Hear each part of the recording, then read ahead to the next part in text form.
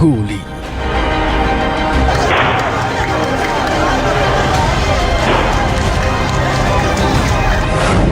बम,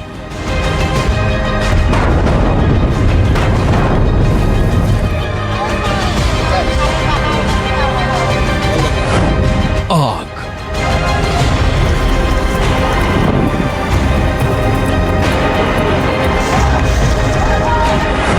पत्थर,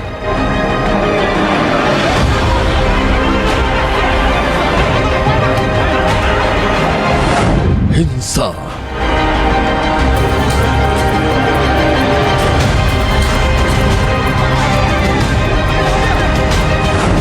हत्या,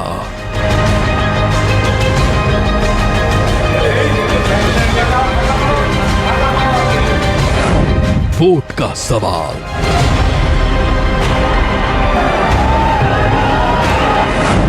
बंगाल में बवाल,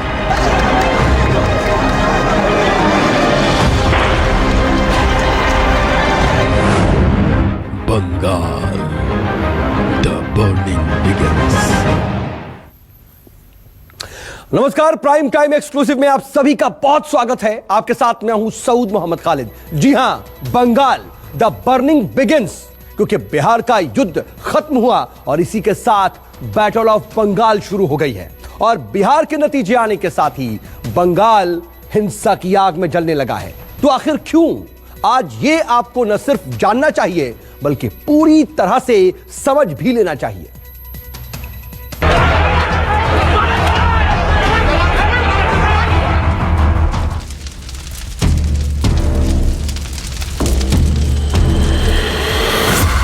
पांच सालों से दीदी का बंगाल इसी तरह से सुलग रहा है।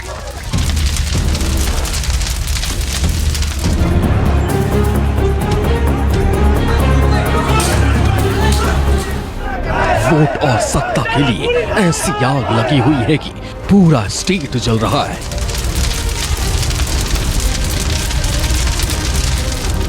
बीजेपी ममता के अभेद किले को ढहाने में जुटी है तो दीदी अपने इकलौते घर को बचाने में जुटी है। क्या डायमंड खाएगा?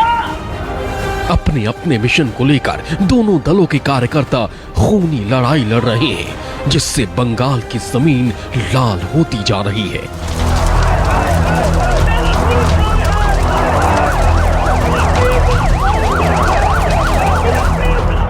बंगाल कुछ दिनों के लिए शांत होता है और फिर जलने लगता है। गोलियां चलने लगती हैं, देसी बम फूटने लगते हैं। हिंसा और बवाल इस राज्य को अपनी गिरफ्त में ले लेता है।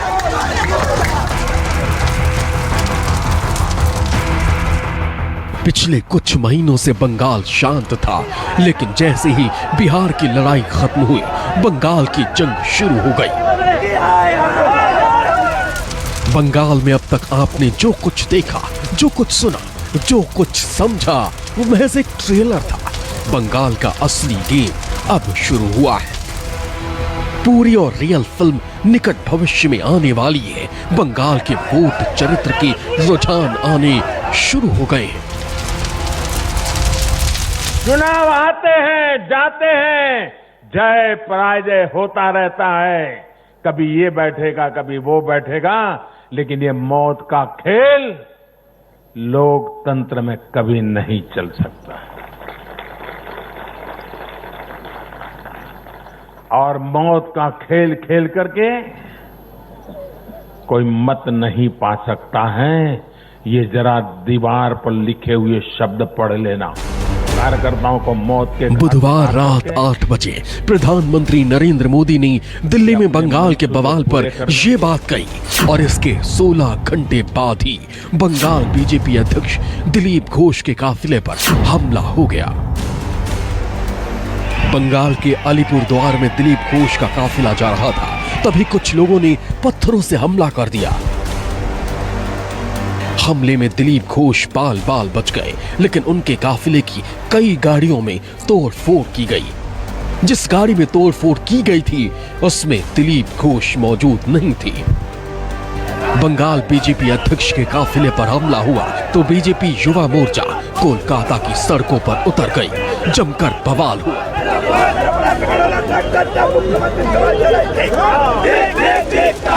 हमारे पश्चिम बंगाल के जो प्रदेश अध्यक्ष हैं दिलीप घोष जी, उनके ऊपर भी एक जानलेवा हमला हुआ।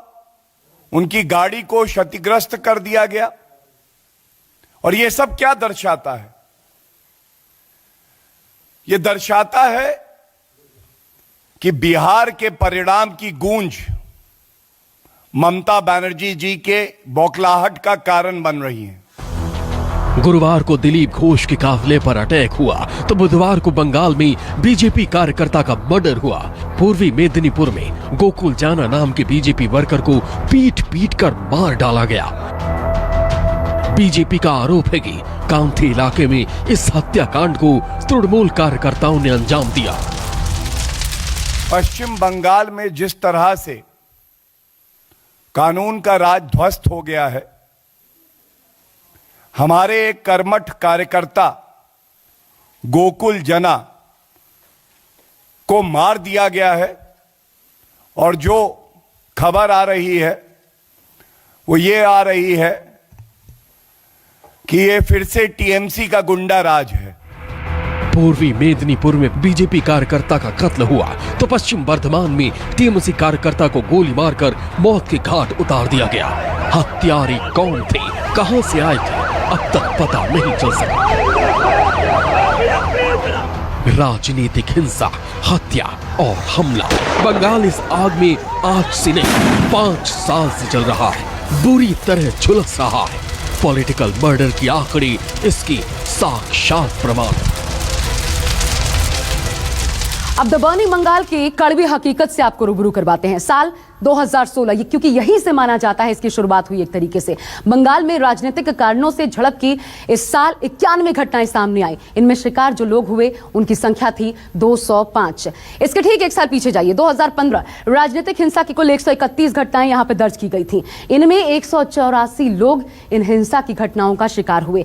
हालांकि बीजेपी का कहना है कि दीदी के राज में पिछले 4 साल में 100 के करीब बीजेपी कार्यकर्ताओं की हत्या की जा चुकी है। लेकिन ये रक्त चरित्र राजनीति का आगे बढ़ता ही जा रहा है। ये नहीं चलेगा, इसलिए हमारा दीपावली है, इसलिए हमारा प्रतीकी आंदोलन आज कर रहा हूँ। लेकिन हर जगह में हम लोग पूजा के बाद हर जगह में आंदोलन जाएंगे। क्यों हम लोग भारतीय जनता पार्टी के कर्मी को खून कर रहा है? क्यों हमारा जनता पार्टी के कर्मी को खून कर रहा है? जिस तरह से बीजेपी टीएमसी पर आरोप लगा रही है, उसी तरह ममता की पार्टी भी पॉलिटिकल मर्डर का इल्जाम लगा रही है। जिस तरह बीजेपी के कार्यकर्ता बेवक्त मारे जा रहे हैं, उसी तरह टीएमसी के भी। तो बंगाल में सिर्फ इसी साल जून से लेकर सितंबर तक 12 पॉलिटिकल मर्डर हो चुके हैं। जी हां, और पिछले साल यानी 2019 में 20 से ज्यादा हत्याएं हो चुकी हैं। इनमें बीजेपी, टीएमसी और लेफ्ट से जुड़े लोग शामिल हैं। लेकिन हैरानी की बात यह है कि कत्ल का यह सिलसिला अब तक रुका नहीं है। ये बहुत सीरियस मामला है। पॉलिटिकल वायलेंस का मतलब डेमोक्रेसी को सबसे बड़ा खतरा। यदि अगर अपोजिशन की लीडरशिप इस तरीके से कंप्रोमाइज होती है तो न तो रूल ऑफ लॉ है, we are heading towards anarchy. जाहिर है बीजेपी और ममता का मिशन बंगाल शुरू हो चुका है, इसीलिए बवाल शुरू हो चुका है। आने वाले वक्त में भारत का ये राज्य और भी जलेगा और भी सुलगेगा, क्योंकि सवाल सत्ता का है, सिंहासन का है। Bureau report, news 24। तो खून से लाल बंगाल की जमीन पर वोट की फसल काटने की कोशिश हो रही है। बंगाल के सिंहासन पर काबिज होने के लिए हर तरह के हथकंडे अपनाए जा रहे हैं। आज तो सीएम ममता बनर्जी का एक के राइट हैंड ने उन्हें धोखा तक दे दिया। तो आखिर कैसे, जरा ये देखिए। प्रथमे आमार शहीद परिवार के समवेदना जानाई, अत्याचारिता रमणीगण के आमार प्रणाम जानाई। मोदी का प्लान भी टूटने लगी टीएमसी।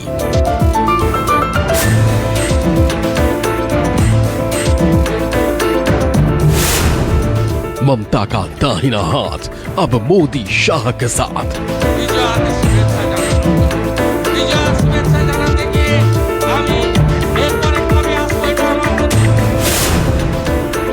ढहेगा टीएमसी का किला, दीदी का सिंहासन हिला।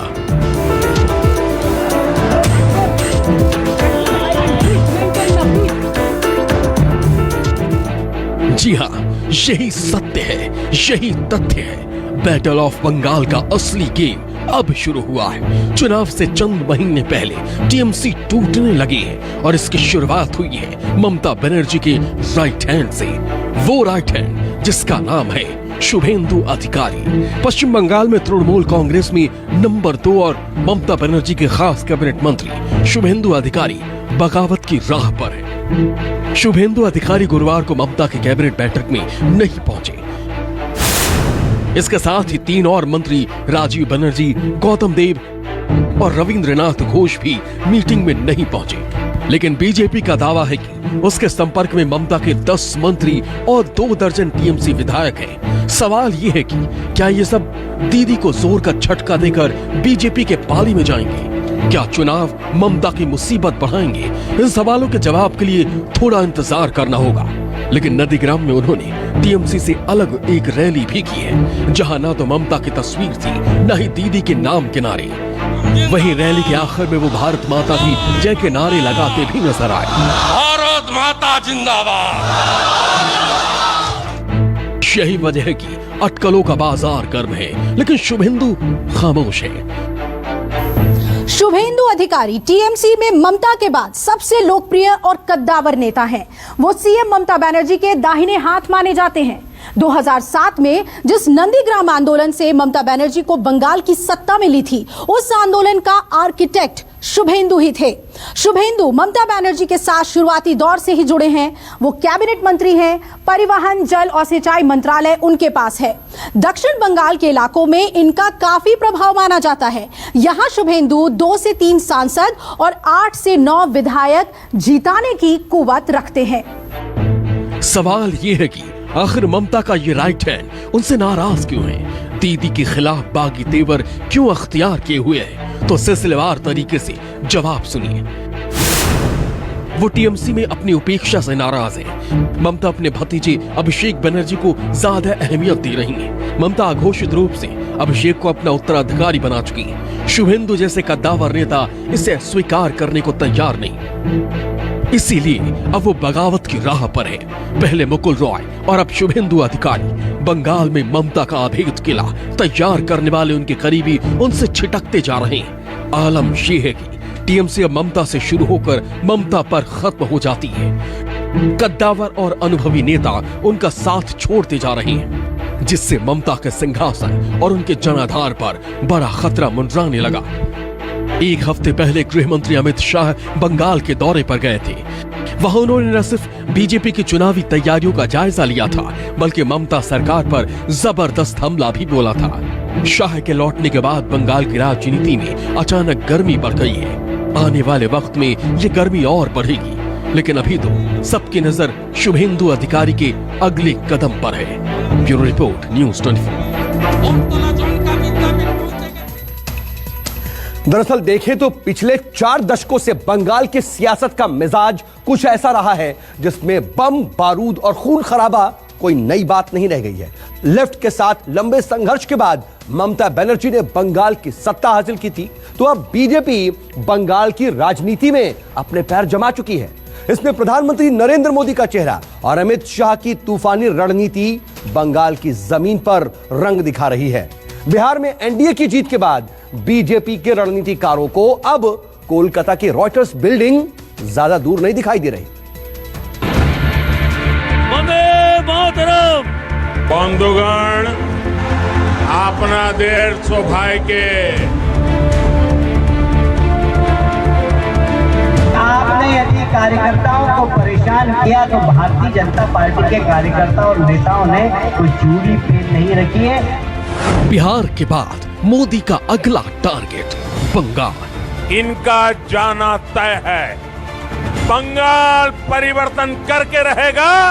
अमित शाह का अगला मिशन दीदी को सत्ता से उखाड़ फेंकना। आप भारतीय जनता पार्टी के हाथ में बंगाल की कमान दे दो, 5 साल में हम सोनार बांग्ला बनाकर आपको दिखाएंगे।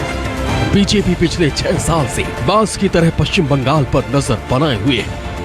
अब प्रदेश की जनता ममता जी की सारी दुकान बंद कर देगी। ममता जी की सामंतशाही, नादरशाही, तानाशाही के खिलाफ हमारा आंदोलन चालू करेगा। बीजेपी कार्यकर्ता लेफ्ट और टीएमसी कार्यकर्ता से लड़ रहे बम बारूद के बीच बंगाल में सियासी समर जारी है, जिसमें आम लोगों का खून बह रहा है।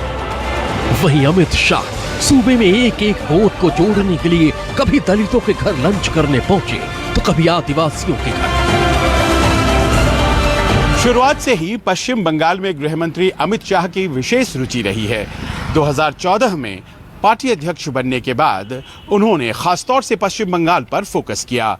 उन्होंने मध्य प्रदेश से पार्टी के सीनियर नेता कैलाश विजयवर्गीय को पार्टी का बंगाल प्रभारी बनाया। मिशन बंगाल में पार्टी के नेता और कार्यकर्ता ऐसे जुटे कि साल 2019 में हुए लोकसभा चुनाव में भारतीय जनता पार्टी पश्चिम बंगाल की दूसरे नंबर की पार्टी हो गई। मोदी सरकार 2.0 में अमित शाह को गृह मंत्रालय जैसी अहम जिम्मेदारी सौंपी गई, लेकिन वो अपना मिशन बंगाल भूले नहीं। बंगाल में कमल खिलाने के मिशन में लगातार जुटे हुए। भाजपा ने बीते 5-6 वर्षों में वहाँ बहुत प्रयास भी किए हैं। केंद्रीय गृह मंत्री और वर्ष 2014 में अध्यक्ष बने शाह का सबसे बड़ा चुनावी प्रबंधन यह है और रहा है कि वह एक एक बूथ पर पन्ना प्रमुख से लेकर एक एक कार्यकर्ताओं तक को पार्टी से जोड़ते रहे हैं।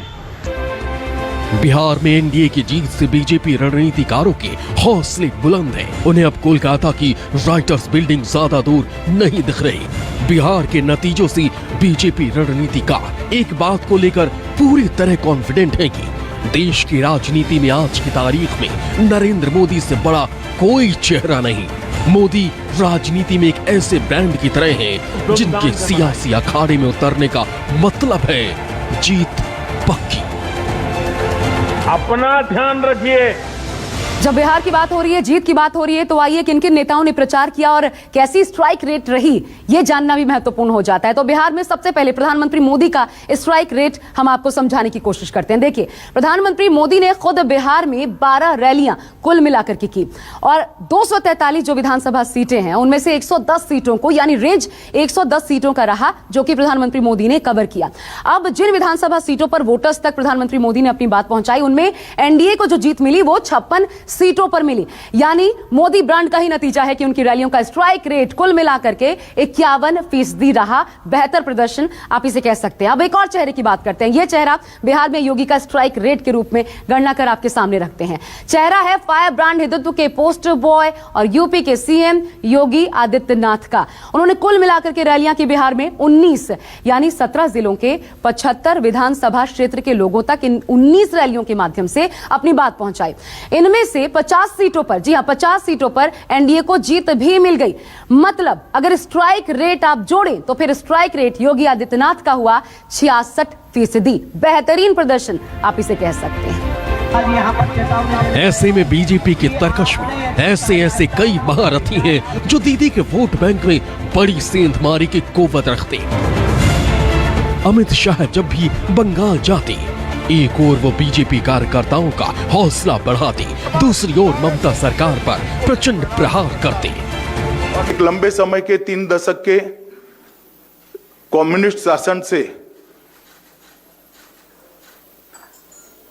बिल्कुल त्रस्त होकर तृणमूल कांग्रेस और उसकी नेत्री ममता बनर्जी के हाथ में बंगाल की सत्ताओं के सूत्र बंगाल की जनता ने दिए थे।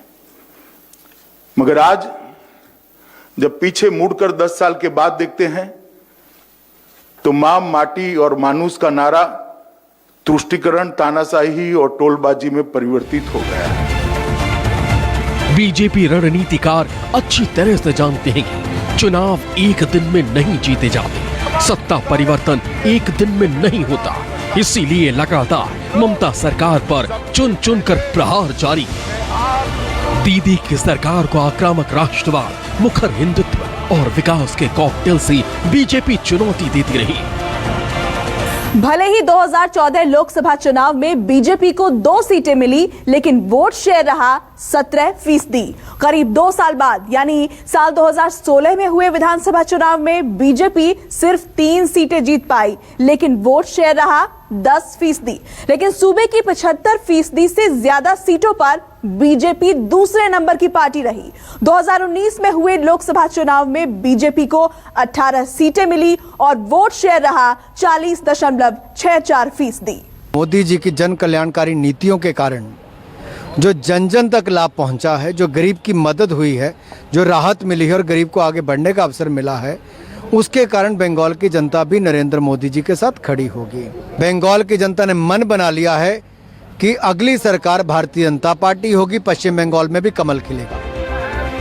बंगाल में बीजेपी तेजी से मजबूत हो रही है और ममता बनर्जी के किले को ढहाकर अब बीजेपी राइटर्स बिल्डिंग पर कब्जे की तैयारी में है।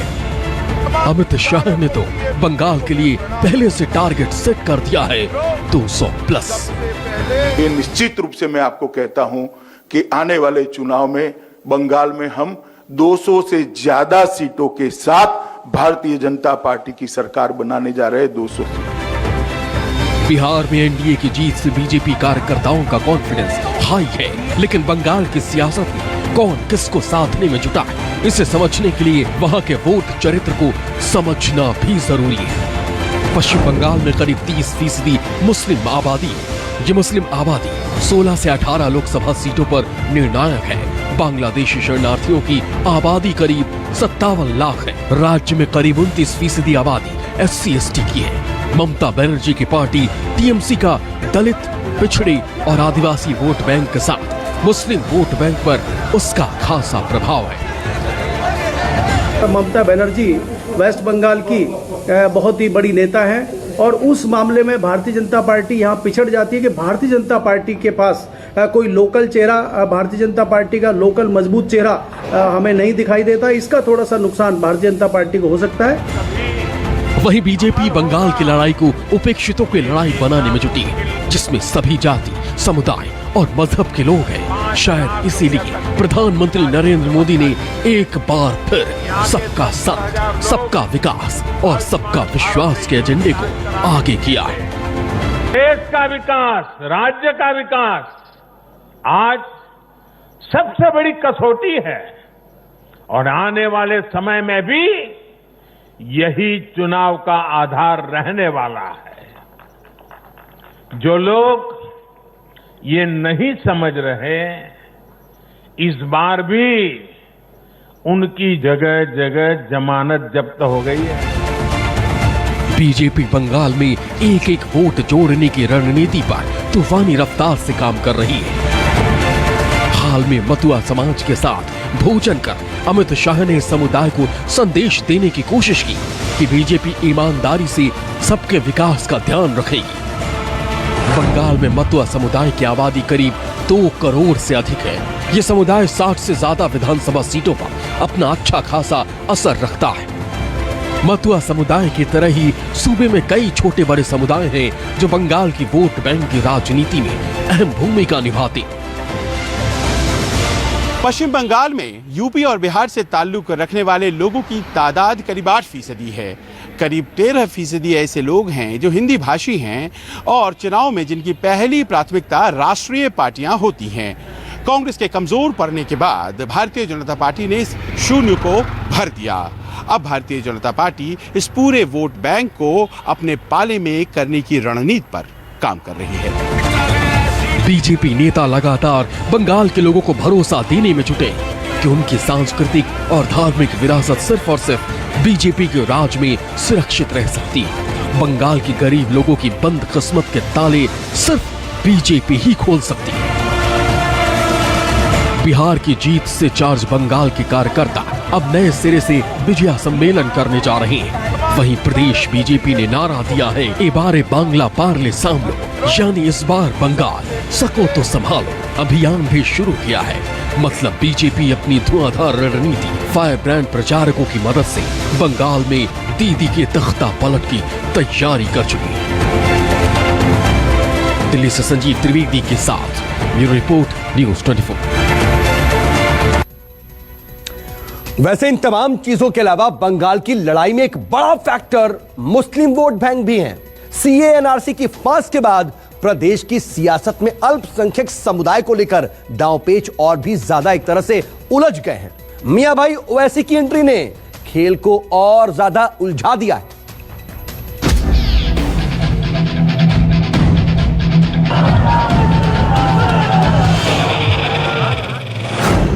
बंगाल के मुस्लिमों के मन में क्या?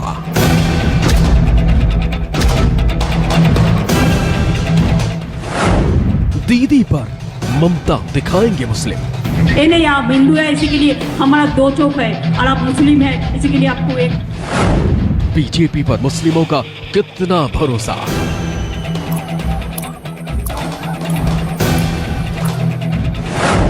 सीएए एनआरसी का चुनाव में कितना रोल? नहीं चलेगा, नहीं चलेगा, एनआरसी नहीं चलेगा। बंगाल में ओवैसी का क्या है माहौल?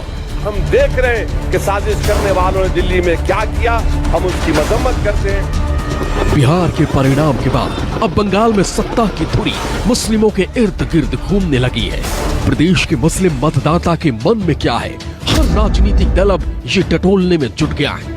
बिहार के सीमांचल में ओवैसी की पार्टी ने जो प्रदर्शन किया है, उससे बंगाल में मुस्लिम मतदाता का कद बढ़ गया है। खुद ममता बनर्जी को अपना मुस्लिम वोट बैंक खिसकने का डर सताने लगा है। इसकी बड़ी वजह समुदाय की अच्छी खासी आबादी भी है। मिशन बंगाल में जुटी बीजेपी अपने हिंदुत्व कार्ड पर आगे बढ़ रही है। गृह मंत्री अमित शाह समेत पार्टी के तमाम दिग्गज नेता लगातार प्रदेश में हिंदू वोटर्स को रिझाने में जुटे। तरह तरह के धार्मिक आयोजन कर हिंदुओं को अपने पाले में करने की पुरजोर कोशिशें की जा रही।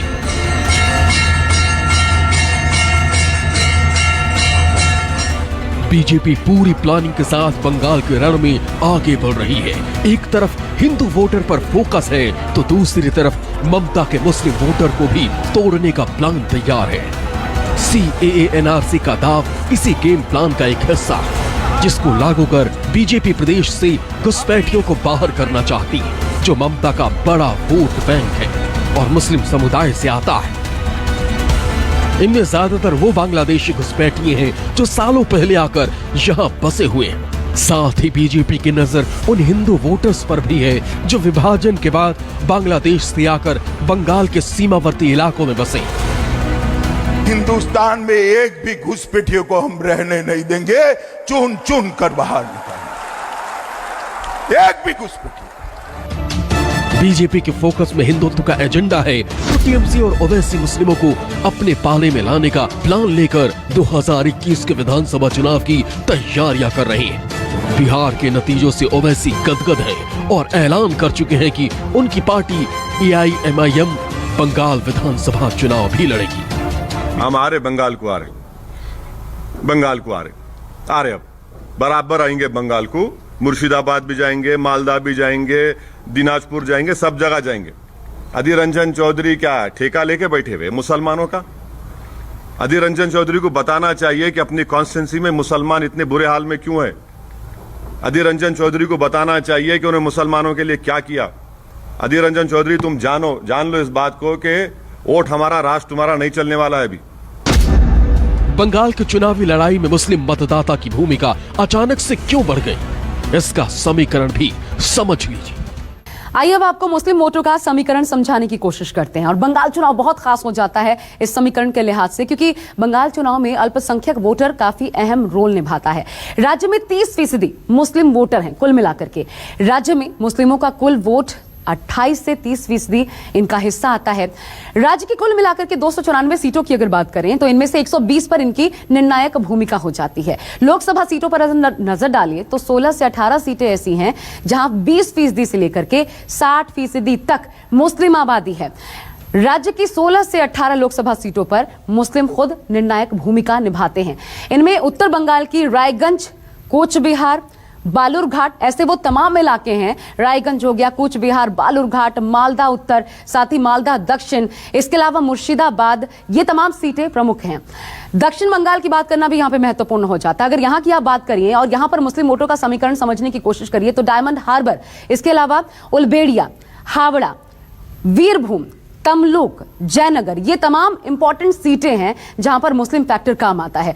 इसके पहले 2014 की अगर आप लोकसभा चुनाव पर नजर डालें तो उस वक्त इन इलाकों में कैसा था बीजेपी का प्रदर्शन, आइए ये भी आपको समझाने की कोशिश करते हैं। 2014 लोकसभा चुनाव में 17 में से एक भी सीट यहां पर बीजेपी को नहीं मिल पाई थी। इस स्थिति को समझना बहुत ज्यादा जरूरी है। 2019 के लोकसभा चुनाव में बीजेपी यहां पर जबकि 4 सीटें जीतने में कामयाब रही। ये 4 सीटें थी रायगंज, कूच बिहार, बालूरघाट और मालदा उत्तर। ये मुस्लिम आबादी वाली 4 सीटें थी और लोकसभा सीटें फिर भी बीजेपी ने अपने खाते में डाली। तो ये डिफरेंस आ जाता है और ऐसे में मुस्लिम फैक्टर बहुत इंपॉर्टेंट हो जाता है और यही कारण है कि इस बार क्या ओवैसी करेंगे खेल, ये भी बात कही जा रही है।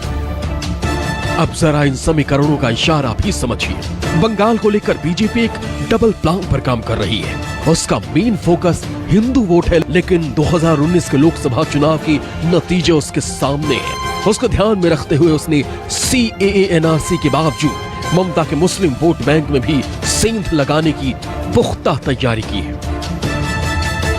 दरअसल पश्चिम बंगाल बीजेपी माइनॉरिटी मोर्चा ज्यादा से ज्यादा मुसलमानों को अपने पक्ष में लाने के लिए अभियान चला रही है। अगले साल होने वाला विधानसभा चुनाव से ठीक पहले 20 लाख मुस्लिम कार्यकर्ताओं को अपने पाले में लाने का लक्ष्य रखा गया है, जिससे TMC के कोर वोट बैंक में सेध किया जा सके। एक आंकड़े के मुताबिक पश्चिम बंगाल बीजेपी मोर्चा ने अब तक 4 लाख से ज्यादा कार्यकर्ताओं को अपने दल में शामिल करा लिया है। यहाँ ये जानना भी जरूरी होगा कि बंगाल में बीजेपी एक दिन में ही दूसरे नंबर की पार्टी नहीं बन गई, बल्कि इसके पीछे बीजेपी के साथ संघ की भी अहम भूमिका है। पश्चिम बंगाल में बीजेपी के मिशन को आगे बढ़ाने के लिए संघ ने भी कमर कस ली है। बंगाल में इस वक्त संघ की 2000 शाखाएं लगती हैं, जबकि 2013 में यह आंकड़ा महज 902 का ही था। राज्य में इस वक्त संघ से जुड़ा स्कूल, सरस्वती शिशु मंदिर 325 हो चुके हैं, जिससे बीजेपी को ही फायदा होगा। अब अगर ममता बनर्जी की बात की जाए तो मुस्लिम मतदाता TMC का परंपरागत वोट बैंक रहा है। 2011 के विधानसभा चुनावों में TMC को मुस्लिम बहुल इलाकों में 30 सीटों पर जीत हासिल हुई। TMC को 29.3% वोट मिले, जबकि 2016 के नतीजों में ये आंकड़ा 38 सीटों पर जा पहुंचा और 41% वोट TMC के पाले में आए।